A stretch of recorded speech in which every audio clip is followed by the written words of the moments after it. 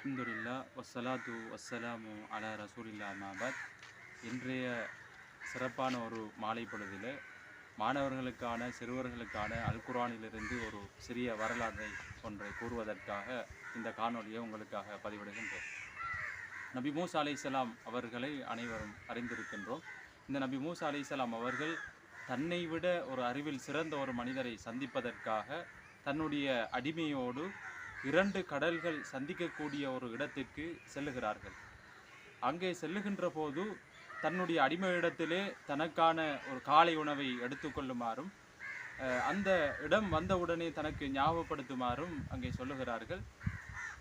அங்கே சென்று பிரயாணம் சென்று அங்கே அந்த இடத்திலே எந்த இடத்திற்கு நபி மூசா அலைஹிஸ்ஸலாம் அவர்கள் 2 கடல்களும் சந்திக்கின்ற அந்த இடத்திலே நபி மூசா அலைஹிஸ்ஸலாம் அவர்கள் தன்னுடைய அடிமையிடத்திலே அங்கே ஞாபகப்படுத்த சொன்னார்களோ அந்த இடத்திலே தான் வந்து அங்கே அமர்ந்து நபி மூசா அலைஹிஸ்ஸலாம் அவர்கள் அப்படியே களைப்பின் காரணமாக அப்படியே சிறிது நேரம் உறங்கிவிட்டார்கள். இந்த அடிமையும் அங்கே இருக்கிறார். தனக்கு அந்த வழங்கப்பட்ட அந்த உணவான அந்த பொரித்த மீனையும் அங்கே வைத்திருக்கிறார். ஆனால் அல்லாஹ் தஆலா ஒரு அத்தாட்சியை அங்கே ஏற்படுத்துகிறார். அங்கே பொரிக்கப்பட்ட அந்த மீன் அப்படியே தனக்கு சுரங்கமாக ஒன்றை அமைத்து கடல் வழியாக அப்படியே பாய்ந்து சென்று விட்டது.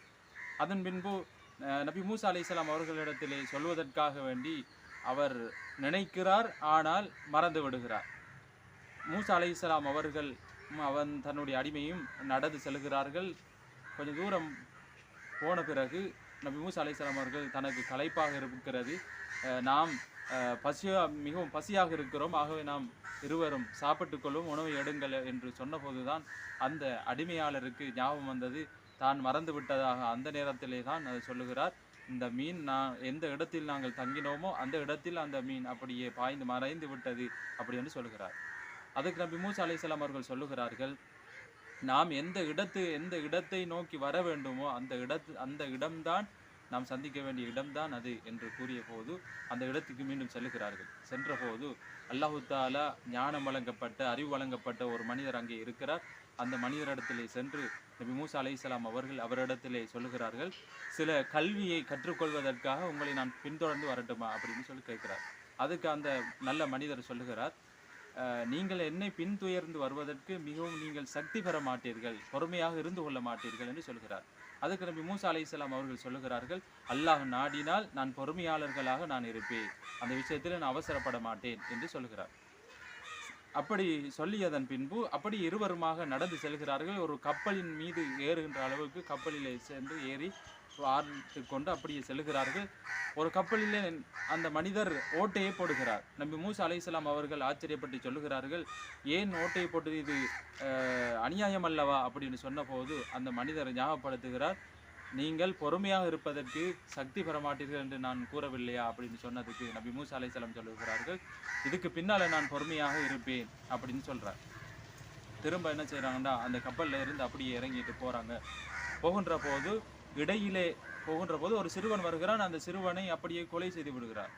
இது மகாபெரிய பாவமே, எந்தவித கொலை குற்றமும் இல்லாத சிறுவனை நீங்கள் கொலை செய்து விட்டீர்களே என்று சொன்னபோது, இதற்குத்தான் நான் சொன்னேனே, நீங்கள் பொறுமையாக இருந்து கொள்ள மாட்டீர்கள் என்று சொல்லுகிறார்கள். அந்த நேரத்தில் நபி மூசா அலைஹிஸ்ஸலாம் அவர்கள் சொல்லுகிறார்கள், இதுக்கு பின்னால் நான் பொறுமையை இழந்து விட்டால் அதுதான் என்னுடைய முடிவாக இருக்கும், அதுக்கு பின்னால் நான் உங்களோடு வருவதற்கு தகுதி அல்ல அப்படின்னு சொல்லுகிறார். அதன் பின்பு மீண்டும் செல்கிறார்கள். ஒரு கிராமத்தை நோக்கி செல்கிறார்கள். அந்த கிராம மக்களிடத்திலே தனக்கு உணவு வழங்குமாறு சொல்லுகிறார்கள். ஆனால் அந்த கிராமவாசிகள் மூசா அலைஹிஸ்ஸலாம் அவர்களுக்கும் அந்த மனிதருக்கும் நல்ல மனிதருக்கும் உணவு வழங்குவதற்கு தயங்குகிறார்கள். உணவு வழங்கவில்லை.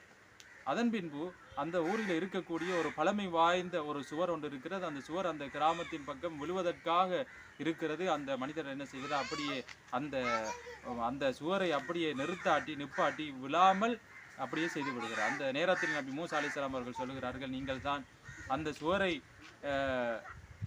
விழ வைத்து மீண்டும் அந்த சுவரை அப்படி நிறுத்தாட்டி வைப்பதற்கு அந்த ஊர்வாசிகளிடத்தில் நீங்கள் கூலி ஏதாவது வாங்கியிருக்கலாமே என்று சொல்லுகிறார்கள்.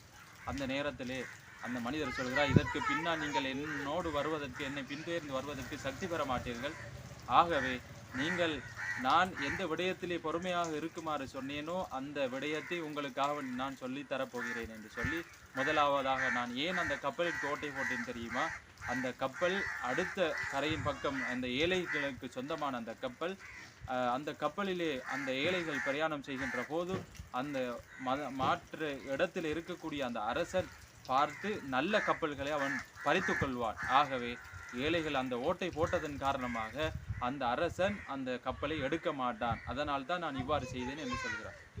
அதற்கு பிறகு அந்த சிறுவனை ஏன் கொலை செய்தேன் தெரியுமா? அந்த சிறுவனுக்கு இரு பெற்றார்கள் இருக்கிறார்கள். அந்த பெற்றார்கள் அல்லாஹ்வுக்கு கட்டுப்பட்டு நடக்கக்கூடியவர்கள், இறை விசுவாசிகளாக இருக்கிறார்கள். இந்த சிறுவன் பெருத்து அந்த இறை விசுவாசிகளை அவர்களுடைய ஈமானை பால்படுத்த செய்யக்கூடிய சில விடயங்களில் ஈடுபட செய்து விடுவான் என்பதற்காக வேண்டி அந்த சிறுவனை கொலை செய்து விட்டேன் என்று சொன்னார்கள். அடுத்ததாக அந்த கிராமவாசிகளில் இருந்த அந்த சுவரை ஏன் விழவிடாமல் செய்தேன் என்று தெரியுமா? அந்த கிராமத்திலே ஒரு நல்ல மனிதர் இருந்தார். அந்த மனிதருக்கு 2 குழந்தைகள் இருக்கிறார்கள். அந்த அனாதை சிறுவர்கள் இருவருக்கும் சொந்தமான புதையல்கள் அந்த சுவரின் அடியிலே தான் இருக்கிறது. அந்த சுவர் விழுந்து விட்டால் இந்த ஊர்வாசிகள் அந்த புதையலை எடுத்து விடுவார்கள். ஆகவே அந்த அடியிலே இருக்கக்கூடிய அந்த புதையல் அந்த அனாதை சிறுவர்கள் இருவரும் வாலிப பருவத்தை அடைந்ததன் பின்பு அவர்கள் அதனை எடுத்துக்கொள்வார்கள் என்பதாக அதற்குரிய விளக்கத்தை சொல்கிறார்கள். இதிலிருந்து எங்களுக்கு என்ன படிப்பினை தருகிறது என்று சொன்னால், மாணவர்களாகிய நாங்கள் எந்த ஒரு கல்வியை நாங்கள் கற்பதாக இருந்தாலும் ஒரு ஆசானிடத்திலேயா அல்லது யாரிடத்திலாவது ஏதாவது நல்ல கல்வி சம்பந்தமாக ஏதாவது நல்ல விடயங்களை நாங்கள் படிப்பதாக இருந்தால் அவர்கள் எந்த மார்க்கத்துக்கு முரண்படாத எந்த நிபந்தனைகளை எங்களுக்கு விதிக்கிறார்களோ அந்த நிபந்தனைகளுக்கு நாங்கள் கட்டுப்பட்டு நடக்க வேண்டும் என்ற விடயத்தை இந்த குர்ஆன் வசனம் எங்களுக்கு தெளிவாக திட்ட தெளிவாக எடுத்து காட்டுகிறது.